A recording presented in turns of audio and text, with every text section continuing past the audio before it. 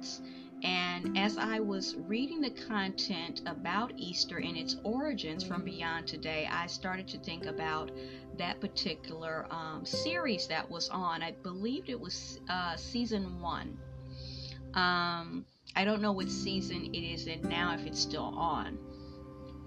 But it actually touched on the connections of what is the old gods as well as the new gods, and they spoke of Ostaria, okay, and the origins and the fact that Easter took its place. So behind the old gods, or the original pagan holiday, okay, that on the front of it is Easter and has to do with Jesus. And I remember them, I'm trying to think of the characters' names.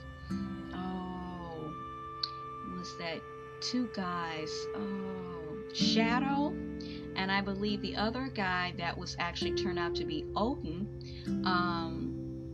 which he went by the name of, I think, Mr. Wednesday or something like that. They went to go visit Ostaria, and at this particular thing where they had bunny rabbits, they had all the candies, the eggs, Easter egg hunts, the flowers and everything laid out, the honey ham, all the goodies. They actually had all of these Jesuses, if that's even a word, walking around. And I think Shadow, he was talking to one of them, and it just put me in that mindset. But a lot, it actually, like in plain view, okay, this show is talking about how certain holidays, their origins within this show, especially Easter, aka Ostaria, okay. All right, so it goes on to say that many of these rites revolved around inducing the return of Tammuz from the dead. Now, one of these ceremonies is recorded in Ezekiel 8:14, where Ezekiel saw in a vision an abominable sight of women weeping for Tammuz, but at the very temple of where you're supposed to be worshiping God, Jehovah God. Now, in another reference book, it says, regarding this particular verse at Ezekiel 8:14, it says, Tammuz, later linked to Adonis and Aphrodite by name, was a god of fertility and rain. In the seasonal mythological cycle, he died early in the fall when vegetation withered. His revival by the wailing of Ishtar was marked by the buds of spring and the fertility of the land. Such renewal was encouraged and celebrated by licentious fertility festivals. The women would have been lamenting Tammuz's death.